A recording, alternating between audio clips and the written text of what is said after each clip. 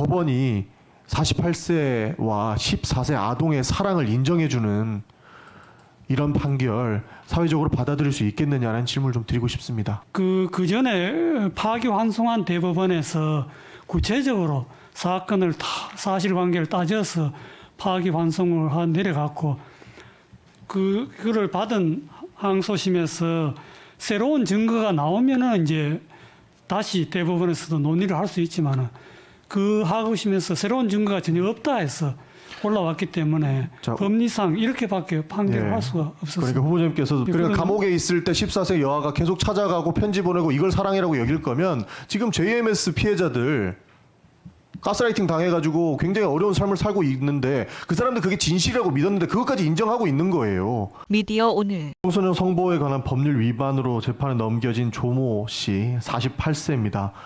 거기에 무죄를 선고한 원심을 확정했다고 나옵니다.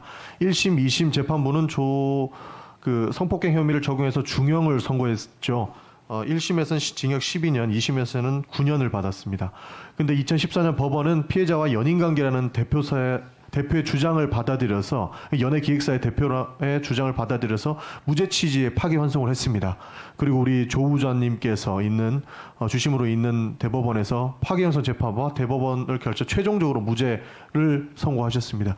여기에서 안팎으로 많은 문제 제기가 있었죠. 이 그루밍 범죄에 대한 이 성범죄에 대한 그런 인식이 부족한 것 아니냐, 성인지 감수성이 부족한 거 아니냐라고 하셨는데 후보자님께서는 인터뷰를 통해서 재상고심은 실체에 대한 아무런 판단을 하지 않고 파기환송의 기소력에 따라서 무죄 선고한 법리 오해 위반이 없다고 선고한 것이라고 말씀을 주셨어요. 그런데 보통 이렇게 부당하다고 이야기를 하는 판결에 대해서는 단순 기소시킬 것이 아니고 사회적 파장이 있다고 보이면 전원 합의체를 거쳐서라도 이 실체를 좀 확인해야 되지 않습니까?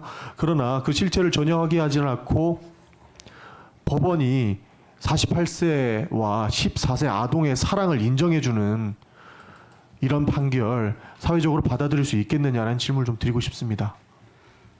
의원님 아시다시피 이제 방금 말씀하셨다시피 기속력이라는 게 법과 대법원 판례로서 확립되어 온 그런 법리입니다. 그래서 그 전에 파기환송한 대법원에서 구체적으로 사건을 사실관계를 따져서 파기환송을 내려갔고 그거를 받은 항소심에서 새로운 증거가 나오면은 이제 다시 대법원에서도 논의를 할 수 있지만은 그 하고심에서 새로운 증거가 전혀 없다 해서 올라왔기 때문에 법리상 이렇게밖에 판결을 할 수가 없었습니다. 그러니까 후보자님께서도 말씀을 해주셨던 것처럼 대법원은 사회 질서를 유지해야 되고 그 무게감이 상당하지 않습니까? 14세 여아가 사랑했다라는 판결 이거 1, 2심에서는 중형을 선고했는데 대법원에서 뒤집은 겁니다. 사실 이 사회에 지대한 영향을 미치는 대법원에서 이 판결을 했다고 그리고 파기환송심에서 다시 올라오면 결국에는 전원합의체를 통해서 사회적 파장성과 그 파급력, 영향력을 충분히 고려할 수 있음에도 불구하고 그 정도의 노력도 하지 않았다라는 것에 대해서 질문을 드리는 거죠. 사실 이 대법원에서 판결문 앞서서 우리 3심이죠. 그러니까 대법원에서 판결했던 문을 보면 되게 디테일하게 나와 있기는 합니다. 후보자님께서 말씀해 주신 것처럼. 그러나 저는 이 판결문을 보고 너무 충격적이라서 말도 안 나올 지경이에요. 저 간단하게 몇 가지만 알려드리겠습니다. 피고인의 승용차를 타고 항공 고수부대에 갔을 때 가슴이 두근거리며 사랑의 감정을 느꼈고 그날 이후 피고인을 쭉 사랑해 왔으며 앞으로도 영원히 사랑하겠다고 다짐하고 있음을 알 수 있다.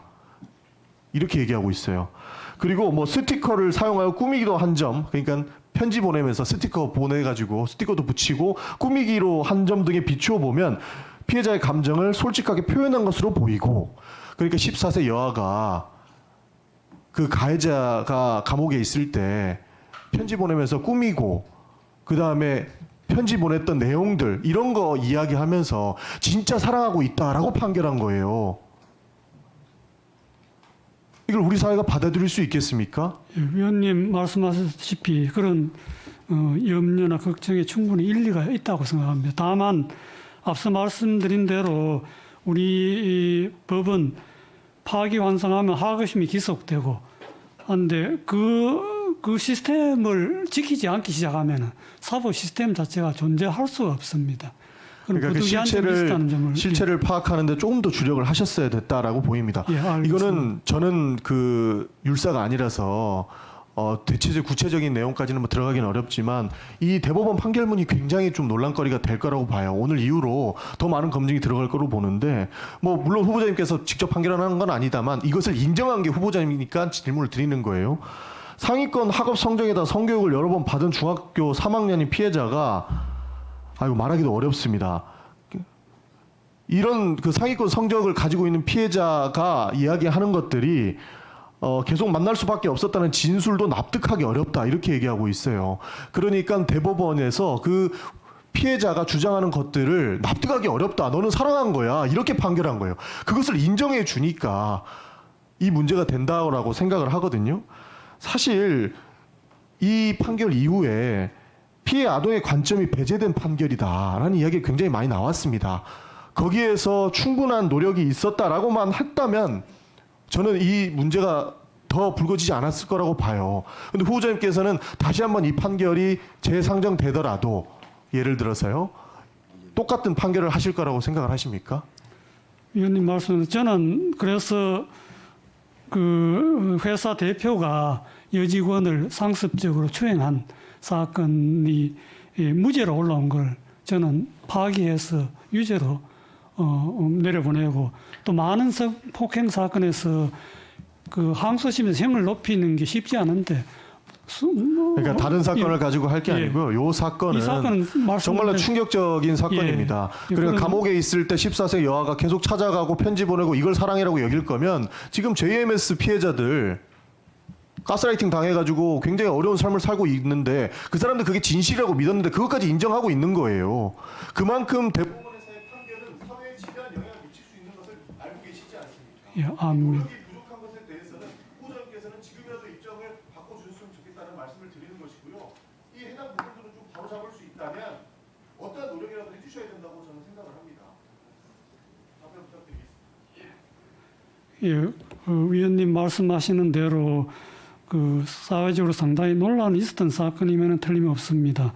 다만 저는 방금 말씀드린 대로 구체적인 타당성과 법적 안정성이라는 법에는 항상 그 두 가지가 충돌하게 되어 있습니다. 그런데 이런 우리 대한민국이 생기고 확립된 기속력이라는 이 법리를 무너지게 되면 사법 시스템 자체가 존립할 수 없게 됩니다. 한 사건도 물론 중요하지 않다는 게 아닙니다. 그런데 그 수많은 사건을 처리하기 위해서는 또 이런 법리가 필요해서 만든 법리인데 이 법리에 따라서 저는 한 것인데 위원님 말씀대로 걱정이 끼쳐드렸다면 송구하게 생각합니다. 예, 전용규 의원님 수고하셨습니다. 다음은 존경하는 정점식 위원님 질의해 주십시오. 예, 정점식 의원입니다. 후보자님, 먼저 대법원장